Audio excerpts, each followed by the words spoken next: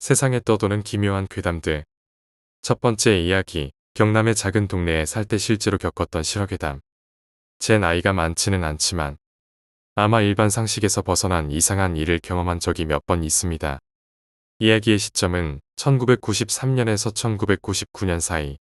제가 7살에서 13살쯤으로 이어지는 이야기입니다. 저는 경남의 한 작은 시에서 태어났습니다. 제가 살고 있던 곳은 90년대 당시 시내 지역이지만 농가 밭이 어우러져 있었고 산을 깎아 만든 5층짜리 아파트에 살고 있었습니다.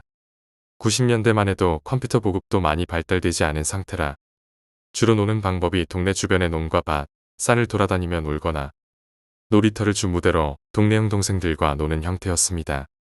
확실치 않지만 7살에서 8살 때 일입니다. 동네 형들과 아파트 뒷산을 탐방하기로 하였습니다. 뒷산은 솔직히 좋지 못한 소문들로 가득해서 무서운 곳인 동시에 호기심 가득한 곳이었습니다. 소문의 내용들은 뒷산에 체육공원이 있는데 깡패들이 훈련하는 곳이다. 그리고 체육공원 아래에는 양궁하는 곳이 있는데 초등학생이 실수로 지나가서 화살에 맞아 죽었다. 이런 내용이었던 것 같아요. 그래서 아파트 내에서도 아이들이 뒷산에 가지 못하게 철조망 같은 것으로 막아 놓았던 것으로 기억합니다. 하지만 아이들은 어른들이 하지 말라고 하면 해보고 싶은 욕구가 있는 것인지 6학년 동네 리더 형의 지휘 아래에 8명의 동네 친구와 형들, 동생들과 함께 산을 오르기 시작했습니다. 어느덧 오르니 이상한 집이 하나 있는 겁니다. 시골에 살아서 할머니 집과 외할머니 집도 오래된 촌집인데 이 집은 지금 생각하면 친할머니와 외할머니의 집들보다 더 오래되었고 특이하게 생긴 낡은 형태의 집 같았어요. 그리고 신기한 건 산 한가운데 집이 그 집 하나밖에 없는 거예요. 그래서 동네 형님의 지휘하에 그 집을 조사하기로 했습니다. 막상 들어가 보니 별로 볼 건 없었어요. 아직도 기억나는 게 있다면 집 형태가 특이했다는 것과 돌로 된 절구통이 있었다는 것입니다. 솔직히 당시에 들어갈 때는 무서움 반 호기심 반이었는데 막상 들어가 보니 별 볼 일은 없어서 아쉬움은 컸습니다. 그리고 몇 년이 흘렀습니다. 저도 초등학교 고학년이 되었을 때쯤인 것 같아요. 저도 이제는 동네에서 따르는 동생들도 조금씩 생기고 나름 골목대장 리더 역할을 하던 위치에 올랐을 때입니다. 저희 집이 2층이고 5층에 새로 동갑인 친구가 이사를 와서 친구 집에서 레고를 가지고 놀고 있을 때였습니다. 친구 집 베란다 창문을 보니 어렸을 때 봤던 그 이상한 집이 있는 거예요. 오랜만에 저기를 한번 가보고 싶다는 생각이 들어서 동네 친구들과 동생들을 불러 모아 모험단을 만들어 산에 오르기를 시작했습니다. 솔직히 그 동네에 살면서 동네 주변은 제 손바닥 아니라고 자신 가득했습니다. 뒷산만 해도 일주일에 한 번씩 산 공원에서 타 동네 아이들이랑 축구 시합도 했기 때문이지요. 그런데 이상하게 올라가도 또 올라가도 분명히 친구 집 5층에서는 보였던 그 집이 보이지 않는 겁니다. 그래서 결국 산을 내려오게 되었고 다시 5층에 사는 친구 집에서 집을 확인했는데 분명 저와 친구가 동시에 본 집이었는데 다시 와서 보니 그 집이 보이지 않는 겁니다. 동네 친구들과 동생들은 우리를 이상하게 보았고 우리 둘은 미칠 지경이었습니다. 분명히 있던 집이었는데 안 보이니 말입니다. 그 뒤로 다시는 그 집은 찾지 못했고 신기루 같은 집이라는 결론을 내렸습니다. 이야기를 요약하자면 어린 시절 경남의 한 작은 시에서 살며 동네 형들과 아파트 뒷산에 이상한 집을 탐험했다. 몇 년 후 새로 이사 온 친구 집에서 그 집을 다시 보고 모험단을 이끌고 찾아갔으나 집을 찾을 수 없었다. 친구와 함께 집이 보였던 위치를 다시 확인했지만 집이 사라져 버렸고 이후로 그 집을 다시 찾지 못했다. 두 번째 이야기, 실종괴담. 2013년에 벌어진 일이라고 합니다. 내용인즉 가난한 집에서 어렵게 자랐던 치위생사인 이방년 씨는 명문대를 졸업하고 증권사에 근무하는 부잣집 아들 정 씨와 4년여를 사귀다 결혼해 미국으로 떠날 계획이었다고 합니다. 큰 반대에도 불구하고 자신을 사랑하는 남친을 위해 어려운 미국행을 결정하고 주변 정리 후 소위 백마탄 왕자를 따라 떠나는 신데렐라처럼 주변에선 격려와 축복을 보냈다고 합니다. 이방년 씨는 매우 어려운 환경에서 열심히 공부하여 꿋꿋한 삶을 살았다고 합니다. 그러나 이방연 씨의 미국행 후 연락이 끊긴 언니를 수소문하던 방연 씨의 동생이 실종 69일 만에 경찰에 신고를 하게 되고 수사 과정에서 이방연 씨는 출입국 기록도 없으며 이 씨의 실종 직전까지 함께 있던 사람이 바로 남자친구였으며 남자친구의 부모 또한 뉴욕의 사업가가 아닌 국내에서 고물을 주워서 파는 가난한 집이라는 사실과 남친의 학력과 경력 또한 모두 위조되었다는 사실을 알게 됩니다. 또한 이 씨의 실종 후 남친은 이 씨 명의의 카드를 사용, 살던 집의 보증금으로 유흥비 탕진, 이 씨의 짐 처분, 이 씨와 사귀는 도중에도 여러 명의 여자와의 다중 동거, 새로운 여자친구와의 해외여행 등 의심스러운 정황 및 기행이 밝혀지게 되고 회카를 구입하여 살인의 정황이 구체적으로 드러나게 됩니다. 그러나 살인에 대한 명확한 증거를 밝혀내지 못해 경검은 사기죄 및 여신전문금융업법 위반으로 기소를 하게 됩니다. 2014년 10월 16일 항소심 판결이 나왔는데요.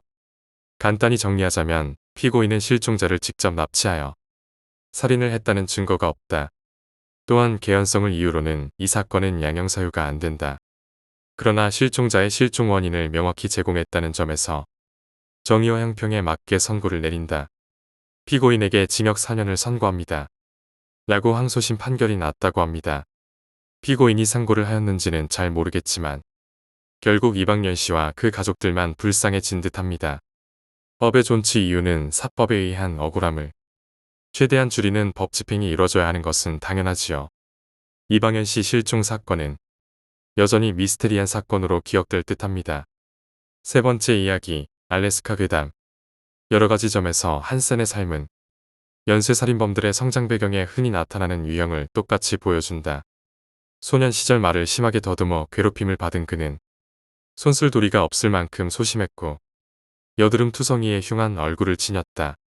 그는 커가면서 세상으로부터 배척받는다고 느꼈고 특히 이성에게는 더 그랬기 때문에 여성에 대한 증오심을 평생 지니게 되었다. 20대 후반의 한센은 아이다호에서 알래스카로 이사를 갔다. 알래스카는 사회 부적응자가 새 인생을 출발하기에 좋은 곳이었다. 한센은 앵커리지에 정착해서 성공한 사업가로 자리를 잡았고 번창하는 제과점의 소유주가 되었다. 이후 한센은 조종사 자격증을 취득했으며 작가용 비행기도 샀다. 또 야생동물 전문 사냥꾼이 되어서 활과 총을 가지고 사냥이나 회색콩 그리고 늑대들을 쫓아다녔다. 그는 이웃들에게 모범이 되었다. 자수성가에서 성공한 가정적인 남편이었고 지역사회의 후원자였다. 그러나 30대 초반이 되자 그럴듯해 보이던 모습에 금이 가기 시작했다. 한센은 가게에서 쇠사슬 톱을 훔치다가 붙잡혔고 성폭행 미수로 2번이나 체포되었다. 이러한 범행들은 장차 벌어질 잔혹한 사건들의 전주곡에 불과했다. 나이가 33이던 1973년부터 한센은 수십 명의 직업 여성들과 토플리스 댄서들을 황야의 은신처로 실어갔으며 자신의 비행기를 이용해 산속 깊은 곳에 날랐다. 이들은 무사히 아무에도 입지 않고 앵커리지로 돌려보냈다. 그러나 대가를 요구한 여자들은 끔찍한 운명과 맞닥뜨렸다. 그들은 며칠 동안이나 오두막에 갇혀서 폭행당하고 고문받았다. 한센은 이 여성들을 발가벗긴 채 황야로 내쫓았고 여자들이 먼저 출발하고 나면 사냥용 총을 들고 그들의 뒤를 밟았다. 이 추악하고 타락한 놀이에서 모두 17명의 여자들이 목숨을 잃었다. 사냥놀이는 1983년에 마침내 끝이 났다. 희생자가 될 뻔했던 여성이 억지로 비행기에 태우려고 하자 가까스로 달아난 것이다. 한센은 신문을 받았고 경찰은 그의 알리바이가 가짜라는 것을 즉시 알아챘다.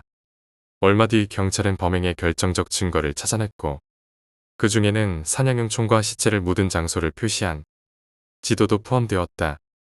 사냥꾼은 1984년에 종신형을 선고받았다. 네 번째 이야기, 김포공항 테러 사건. 1986 서울 아시안게임의 개막을 불과 일주일 앞둔 1986년 9월 14일 김포국제공항에서 일어난 폭탄 테러 사건이다. 서울 김포국제공항 국제선 청사에 1층 외곽 5번과 6번 출입문 사이에 위치한 음료수 자동 판매기 옆에 철제 쓰레기통에서 고성능 사제 시한폭탄이 갑자기 폭발하였다. 전송객 부부 등 일가족 4명과 공항관리공단 직원 1명 등 총 5명이 숨지고 33명이 중경상을 입었다. 1986 서울 아시안게임과 1988 서울 올림픽의 유치를 성공시킴으로써 비약적인 국위 선양을 이루기 위해 국가의 총력을 기울이고 있는 가운데 당시 우리나라의 대표 관문이라 할 수 있는 김포국제공항에서 발생한 테러였기에 국민들에게 큰 충격을 안겨주었다. 이 사건은 북한의 소행으로 강력히 추정되었음에도 테러범의 실체를 전혀 잡지 못해 미제 사건이 되었으나 1년 뒤에 북한이 대한항공 폭파 사건을 일으키면서 대북 정책은 급속도로 냉각되고 국민들의 대북 감정 또한 극도로 악화되기에 이른다.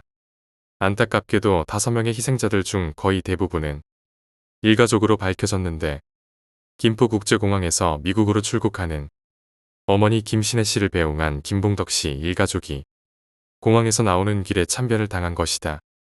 사건 당일 테러가 발생하기 직전에 김봉덕 씨 일가족들이 어머니 김신혜 씨와 함께 국제선 청사 출국장에서 촬영을 했으나 이 사진이 마지막 가족 사진이 될지는 아무도 알지 못했다. 이 테러로 김봉덕 씨 본인을 비롯해 부인 옥금숙 씨 등 일가족 4명이 한꺼번에 목숨을 잃었으며 나머지 일가족 9명도 중경상을 입는 비극을 당하였다. 대형 유리창이 10장도 넘게 산산조각나는 등 수류탄 7개와 맞먹는 위력적인 폭발이었음에도 사망자가 5명에 그친 것이 기이할 정도였는데 5명의 희생자들 중 한 사람인 공항관리공단의 직원 유주환 씨가 사건 당시 폭심에서 가장 가까운 곳에 위치하여 천정 보수 공사를 하던 중이었기에 폭발물 파편 대부분을 맞아준 덕분이라고 한다. 참고로 유 씨의 시신에 박힌 파편은 무려 90여 개나 되었으며 시신 수습 당시에 하반신은 사라진 상태였다고 한다. 사건 현장을 조사한 경찰은 건전지 2개와 전기줄, 철제 신관, 테이프 등 파편 30여 점을 수거했으며 테러범이 5번과 6번 출입구에 인도와 횡단보도 쪽으로 파편이 비산하도록 폭파 각도를 맞춘 것으로 추정하였다. 특히 사건이 발생한 5번과 6번 출입문 사이가 공항버스 정류장과 택시 승강장이 있어 평소에도 인파가 붐비는 데다 특히 외국인보다 한국인들이 많은 장소라는 것을 테러범이 계획적으로 노리고 폭발물을 설치한 것으로 보인다. 또한 폭발 후에 잿빛 연기가 났다는 목격자들의 증언을 토대로 폭발물의 종류는 C4로 잠정 확정되었다. 참고로 C4는 1983년에 버마에서 발생했던 북한 소행의 아웅산 묘소 폭탄 테러에서 사용된 폭발물로 당시 민간용으로는 이 폭약을 사용할 수 없었다는 점에서 당국은 이번 폭탄 테러 또한 북한의 소행으로 단정지었다. 폭탄 테러 특성상 현장 보존이 상당히 중요하지만 당국의 대처는 매우 초보적인 수준이라 사건 발생 후 가장 기본적인 현장 인원 통제조차도 제대로 이루어지지 않는 등 거의 패닉 상태였다. 게다가 1986 서울 아시안게임을 앞두고 우리나라의 외국인 선수단이 몰려오는 데다 사건 발생 다음 날에 사마란치의 IOC 위원장도 방한할 예정인 상황인지라 당국에서는 국가 이미지 관리상 사건 현장을 빨리 정리하는 게 급선무라고 생각하고 청소부들을 불러 자네들을 무단으로 치우고 현장을 청소해버리는 실수를 저지른다. 덕분에 사건 현장 보존은 실패하였고 범행 용의점이 있는 내외국인의 출국을 막고 연행 조사했으나 아무 혐의점을 찾지 못하였으며 1,000만 원의 포상금을 걸고 인터폴 회원국에도 수사 협조를 요청했으나 결국 범인은 물론 범행 목적도 밝혀내지 못한 채 미제 사건으로 종결되었다. 당시 치안본부장이었던 강민창 치안총감의 회고에 따르면 시한폭탄이었던 만큼 폭탄을 설치한 후 출국해버렸을 가능성이 컸고 사건과 관련된 모든 정보는 추측에 의거할 수밖에 없었다고 하며 당시 국가안전기획부 1차장 역시 자신에게 보고될 만한 수사 진척이 없었다고 언급하는 등 이 사건과 관련하여 수사 당국이 얼마나 무능하게 대처하였는가를 짐작할 수 있다. 그리고 사건 발생 23년 후인 2009년이 되어서야 이 사건의 범인과 전모가 드러난다. 사건의 전말은 월간조선 2009년 3월호에 자세히 실렸다. 범인의 이름은 아분 이달. 1985년 로마 빈 공항 습격과 1986년 페남 여객기 납치 등을 주도했고 온건파인 야세르 아라파트의 측근까지도 서슴지 않고 죽였던 사막의 독사라 불리던 인물이다. 진실과 화해를 위한 과거사정리위원회는 관련 자료들을 통해 아분 이달이 북한의 청부를 받고 그 하수인들을 국내에 잠입시켜 폭탄 테러를 일으킨 것으로 판단했다. 이 판단의 근거 자료들 중 핵심은 스위스 베른 신문의 한 일본인 기자가 발견했다는 동독의 첩보기관 슈타지의 비밀 문서다. 당시 동독은 이슬람 테러단을 지원했으나 동독이 테러기지로 이용되는 것을 용납하지 않았다. 슈타지에서 아분 이달을 비밀리에 조사하자 슈타지의 도움이 필요했던 아분 이달은 자신이 저지른 범행 전모를 털어놓았고 그 중에 김포국제공항에서 발생한 폭탄 테러의 내막도 기록되었던 것이다. 그의 증언에 따르면 빨치산 투쟁에 공감대가 있던 김일성과 아분 이달은 친밀한 관계였고 아분 이달은 핵심 조직원들을 북한에서 훈련시키기도 했다. 그러던 차에 북한이 폭탄 테러를 사주했고 아분 이달은 자신의 조직 2인자인 삼린과 독일 적군파 출신의 여성 크라베에게 그 임무를 맡겼으며 북한으로부터 대가로 미화 500만 달러를 받기로 했다. 삼린은 폭발물 제조 기술자인 아부 이르바임에게 폭발물 제조를 지시했으며 이브라임은 자신의 동거녀 크라베에게 한국으로의 폭발물 운반을 맡긴다. 크라베는 루마니아 정보기관인 세쿠리타테에서 만들어준 위조 여권을 사용하여 영국인으로 한국에 위장 입국하여 김포국제공항에 폭발물을 설치하고 홍콩으로 출국했다. 테러가 성공하자 북한 정권은 스위스에서 오스트리아 빈에 있는 한 은행의 아분 이달의 비밀 계좌로 500만 달러를 송금했고 북한이 준 이 돈은 현재도 은행에 묶여 있는 것으로 알려져 있다. 결국 김포국제공항에서 발생한 폭탄 테러는 북한 노동당과 아분 이달이 이끄는 아랍 테러 조직 그리고 루마니아 정보기관의 합동작전인 셈이고 안기부를 비롯한 우리나라 수사당국의 혼선을 주기 위한 나름의 전략이었던 것이며 이와는 별도로 안기부의 실질적인 대응 또한 이들의 전략에 비해 너무나 단순하고 무능했음을 보여주는 것이었다. 이 사건의 핵심 축인 아분 이달은 2002년 이라크에서 의문의 죽음을 당한다. 그의 사인은 자살로 발표되었으나 사실은 사담 후세인이 아분 이달을 암살했을 거라는 설이 많다. 사담 후세인이 아분 이달을 죽인 이유에 대해 두 가지 설이 대립하고 있는데 하나는 미국에게 테러 지원국으로 찍힐 것을 두려워한 후세인이 미국에 대한 성의 표시로 아분 이달을 죽였다는 설이 있고 다른 하나는 사담 후세인이 아분 이달에게 테러 역량 강화를 위해 여러 가지 훈련과 지도를 해줄 것을 부탁했다가 거절당해서 살해했다는 설이 있다. 다만 실제 테러범인 이브라임과 크라베 부부는 생존한 것으로 알려져 있으며 오랫동안 이라크에 거주하다가 이라크 전쟁이 터지자 2003년 4월 시리아로 달아나 살고 있는 것으로 알려져 있다. 다섯 번째 이야기, 군대 훈련소 괴담. 지금 가만 생각해보니 그때 제가 본 건 이 세상 것이 아니었던 것 같습니다. 벌써 15년 정도 세월이 흘렀는데요. 때는 2006년 4월, 아직 겨울의 한기가 채 가시지 않은 일교차가 심하던 날이었습니다. 저는 육군 논산훈련소에 입소하여 6주 과정의 훈련병 생활을 하고 있었습니다. 하루하루 힘들고 고된 훈련을 받고 2주차 정도였던 것 같습니다. 사회물을 먹다가 단체 생활을 하려니 적응이 안 되고 힘들었던 것 같습니다. 주말 종교행사를 가기 위해 가고 있던 중이었습니다. 종교행사를 가려고 걸어가는데 한 20분은 걸어서 갔던 것 같아요. 발 맞추어 걸어가고 있는데 제 기준 오른쪽 본관에 스레트 지붕으로 지은 건물이 보였죠. 간이시설로 비닐하우스처럼 사용한 것 같은 공간이 있었습니다. 비닐로 막아져 있어 안쪽이 훤히 보이는 구조죠. 그런데 건물 안에 불빛이 정육점에 고기 비추는 빛처럼 빨갰어요. 병사들이 왔다 갔다 하는 건 보였는데 방 끝쪽에 하얀 소복에 머리 긴 여자가 서 있었습니다. 저는 그 당시 귀신을 안 믿었는데요. 그걸 보고도 군대에 여자가 다 있네. 이런 생각으로 지나갔어요. 그리고 빨간 불빛도 저긴 왜 빨간 불빛일까? 이 정도로만 생각하고 지나갔죠.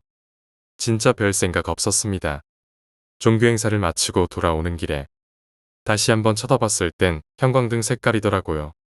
지금 가만 생각해보니까 처음이자 마지막으로 봤던 귀신이었던 것 같네요. 별 내용은 없지만 나름 신기한 경험을 했던 것 같습니다. 여섯 번째 이야기, 초상화. 우리 외조부님은 두 분 모두 그림을 무척 좋아하신다. 그래서 외갓집에는 온갖 그림이 잔뜩 모여 있어 종종 놀러갈 때면 나도 한참을 구경하곤 한다. 두 분은 그리 유명하지 않은 작가의 그림만 있고 비싼 건 없다고 웃으시지만 내 눈에는 무엇 하나 할 것 없이 다 훌륭하게만 보인다. 그중 긴 금발을 한 여자의 초상화가 있었다. 나는 그 그림을 상냥하게 미소 짓는 미녀가 그려진 초상화라고 생각하고 있었다. 그런데 어느 날 외할아버지와 그림에 대해 이야기를 나누다가 그 그림 이야기를 꺼냈더니 고개를 갸웃거리시는 것이었다. 아무래도 나 말고 다른 사람 눈에는 무표정하고 차가운 인상의 미녀가 그려진 초상화로 보이는 모양이었다. 내 말이 신경 쓰이셨는지 외할아버지는 그 그림을 판 사람에게 연락해 물어봤다고 한다. 하지만 별다른 사연은 없었고 그저 평범한 보통 그림이라는 대답만이 돌아왔다. 결국 그때는 그저 내가 다른 사람하고는 보는 눈이 조금 다르다는 결론으로 끝났다. 하지만 엊그제 외조부님에게 편지가 왔다. 그림 중 몇 개를 친척과 지인에게 나눠주려 하니 혹시 필요한 게 있으면 가지러 오라는 것이었다. 편지에는 그림 중 몇 개의 사진이 동봉되어 있었고 그 중에는 지난번 그 초상화 사진도 포함되어 있었다. 하지만 나는 사진을 보고 깜짝 놀랐다. 내 기억과는 달리 차가운 표정의 미녀가 그려져 있는 완전히 다른 느낌의 그림인 게 아닌가. 역시 어린 시절 기억의 착각이었나 싶었지만 이것도 인연이다 싶어 나는 그 그림을 받으러 가기로 했다. 외조 부모님에게 연락해 그림을 받으러 외갓집에 도착한 후 나는 그림을 보러 갔다. 그리고 등골이 오싹해짐을 느꼈다. 사진으로 봤을 때와는 달리 역시 그 초상화는 상냥하게 미소 짓고 있는 미녀의 초상화였으니까. 종종 인형에는 영혼이 깃든다는 이야기를 듣곤 하지만 그림에도 누군가의 영혼이 머무를 수 있는 걸까? 7번째 이야기, 기괴한 집. 15년 전에 있었던 실화이다. 전문학교를 졸업하고 처음으로 자취를 시작하려고 모 아파트 소개회사를 방문했다. 월급도 그다지 좋지 못했고 내력이 깨끗한 방에 구애되지 않는 성격이었기 때문에 영업자에게 물어보았다. 문제가 있어도 좋으니까 싼 곳은 없나요? 라고 말이다. 나는 영감도 없고 영적인 것도 일절 믿지 않고 본 적도 없었다. 그렇게 물어보니 있습니다라는 의외의 대답을 들었다. 지어진 지 40년, 목조 2층 건물. 욕실은 없고 화장실은 있음. 이전에 주인이 병인지 먼지로 죽어서 2개월 정도 후에 발견되었다. 다다미도 벽지로 새로 발랐기 때문에 신품이었고 월세는 25,000엔으로 굉장히 저렴했다. 바로 보러 가니 이 영업맨도 팔릴 만한 부분이 없어 설명할 수가 없는 모양이었다. 벽지나 다다미가 신품이라고 해도 그 외에는 전부 너덜너덜했다.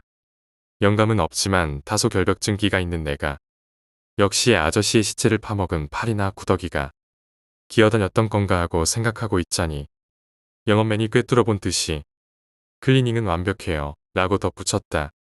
결국 그 방으로 계약했다. 영적 현상도 일어나지 않았다. 다다미를 들춰보거나 해보았지만 사람 모양의 얼룩도 없었다.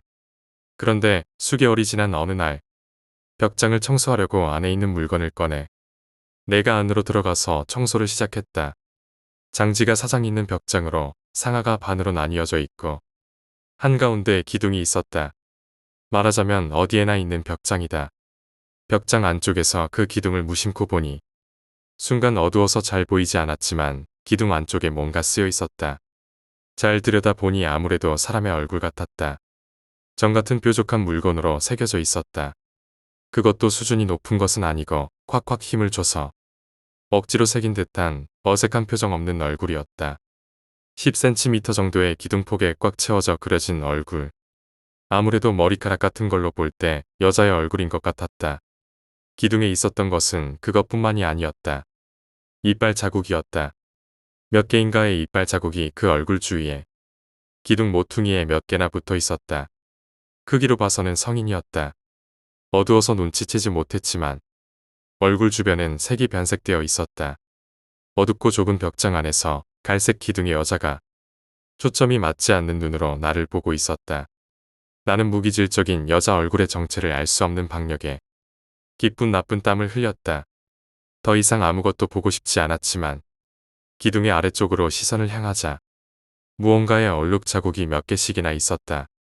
그 작품의 주인이 전에 살고 있던 아저씨의 것인지 그 전까지의 주인이 한 것인지는 모르겠지만 그 주인이 벽장 안쪽에 들어가 기둥의 여자를 보거나 기둥을 깨물거나 하면서 기둥 아래쪽에 어떤 액체를 묻히고 있었다는 것은 상상이 갔다.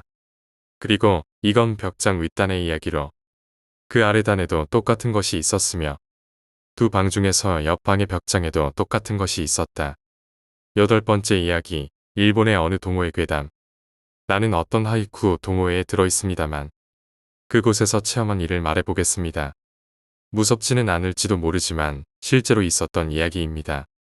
저는 중학교 국어교사입니다만 부활동을 담당하고 있지 않기 때문에 토요일과 일요일은 시간이 남습니다.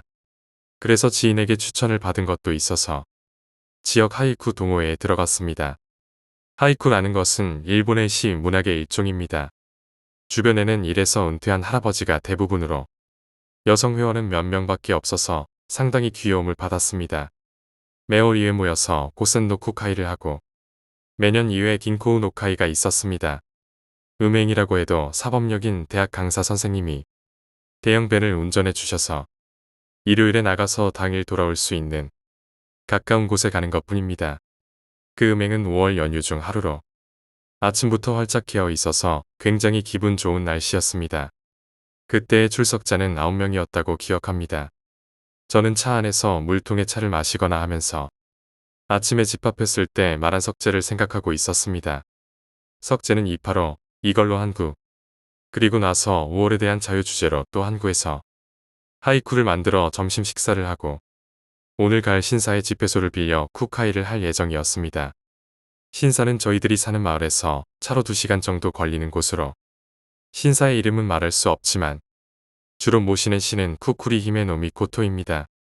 커다란 신사의 주차장에 도착하여 차에서 내리고 사정까지의 길을 모두와 함께 걸어가며 때때로 멈춰서서 어르신들이 들풀의 이름을 알려주시거나 하셨습니다. 그리고 메모지를 꺼내 하이쿠를 생각하기 시작했는데 이 판은 어려운 주제가 아니어서 어떻게든 될 것 같았습니다. 신사의 신역에 들어와 태미즈를 한 뒤 참배를 하려고 할 때 갑자기 하늘이 어두워지면서 서쪽에서 굉장히 굵은 번개가 쳤습니다. 그때 근처에 있는 쿠카이의 멤버인 S씨가 커다란 소리를 냈다고 생각한 순간 코와 입에서 검붉은 피를 뿜으며 눈을 뒤집고 경직되어 그대로 뒤로 쓰러졌습니다. 천둥 소리가 들렸고 그 순간 참배길 옆에 있는 작은 사당의 쌍여다지문의 문이 전부 열렸습니다. 그 직후에 굵은 빗줄기가 엄청난 기세로 내리기 시작했습니다. 사범 선생님이 이쪽을 보고 달려왔습니다. 그리고 저와 다른 한 분까지 3명이서 S씨를 사무소 안으로 옮겼습니다. S씨의 상태를 보고 바로 구급차가 호출되어 함께 와 있던 부인과 함께 구급차에 타고 병원으로 떠났습니다. 그 후 사범 선생님은 사무소의 신관과 이야기를 하고 있다가 빗속에서 S씨의 수첩을 주워 돌아왔습니다. 그 수첩을 신관에게 보여주자 신관은 놀란 듯한 얼굴이 되었습니다. 그 후엔 모두와 함께 점심을 먹고 쿠카이는 취소하고 돌아갔습니다. 신사에서 멀어지자 비가 내리기 전 초여름의 하늘이 되었습니다. 사범 선생님은 휴대전화로 S씨의 부인과 연락을 취하고 있었습니다만 S씨는 그대로 돌아가셨다고 합니다. 다음 쿠카이에서 사범 선생님에게 이야기를 무리하게 물어보았습니다. 그 신사에는 굉장히 오래전부터 전해지는 불길한 말이 있는데 그것은 특별히 불길한 의미는 아니지만 일상적으로는 기본적으로 쓰이지 않는 고어로 신역 안에서 그 말을 하거나 쓰면 즉시 그 사람에게 신벌이 내린다고 합니다.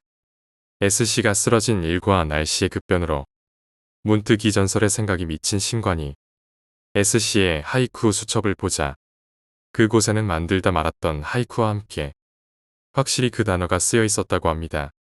저는 이 이야기의 진위를 당시엔 반신반의했지만 국어를 가르치는 사람으로서 원령이라는 것이 있다고 가르침 받았기 때문에 9번째 이야기, 가족의 괴담. 흔해 빠진 괴담일 수도 있지만 실화입니다. 아버지는 빙의가 잘 되는 체질이라고 할까. 매일 밤 가위에 눌리는 분이셨다. 반면 어머니는 주술사 집안이었기 때문에 그런 것을 물리치는 사람이다. 아버지가 가위에 눌려도 어머니가 가슴 부분을 탁 하고 치면 잦아들곤 했다. 폭우가 계속되던 가을이었다고 기억한다. 어느 날 밤부터 아버지가 심상치 않은 가위에 눌리게 되었다. 가위에 눌리면 집안에 울릴 것 같은 커다란 소리로 신음했다. 보름 정도 지났을 즈음 가위에 눌린 아버지가 문득 옆을 쳐다보자 거기엔 하얀 소복을 입은 노파가 이쪽을 향해 누워 있었다. 드디어 보이기 시작하게 된 아버지는 나날이 야위어갔다. 어느 날 밤 섬뜩한 신음소리가 아버지의 침실에서 들려왔다. 일어나 있던 나는 침실의 문을 열려고 했지만 머릿속에서 경고라고 해야 할까. 열지만 않은 소리가 들린 듯한 기분이 들어서 서둘러 욕실에 있던 어머니를 부르러 갔다. 어머니는 바로 뛰쳐나와서 침실의 문을 열었다. 그 순간 나는 보면 안 되라고 생각하며 반사적으로 얼굴을 돌렸다. 아버지는 흰저위를 드러내놓고 괴로워하고 있었다는 것 같았다. 어머니가 뺨을 꼬집어 두들겨 깨우자 창백하긴 했지만 제정신으로 돌아온 것 같았다.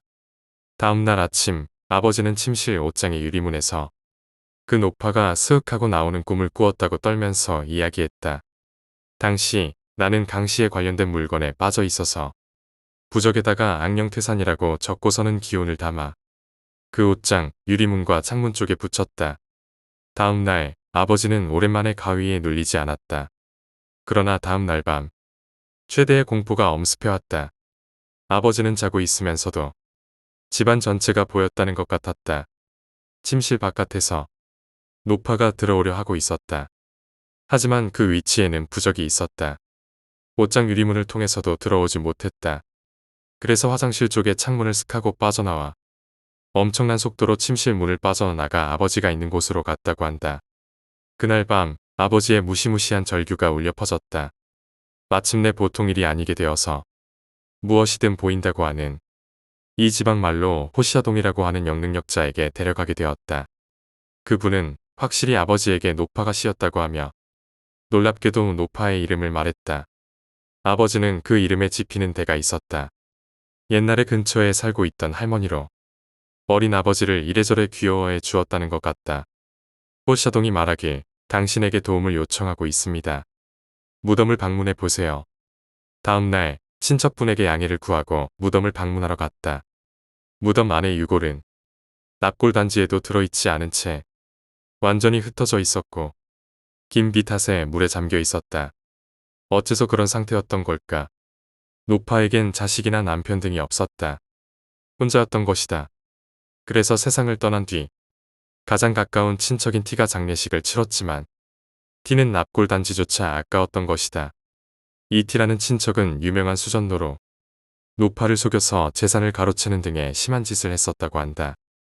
무덤은 다른 친척에게 부탁하고 돌아가는 길에 아버지와 어머니는 티의 집 부근으로 가서 말했다.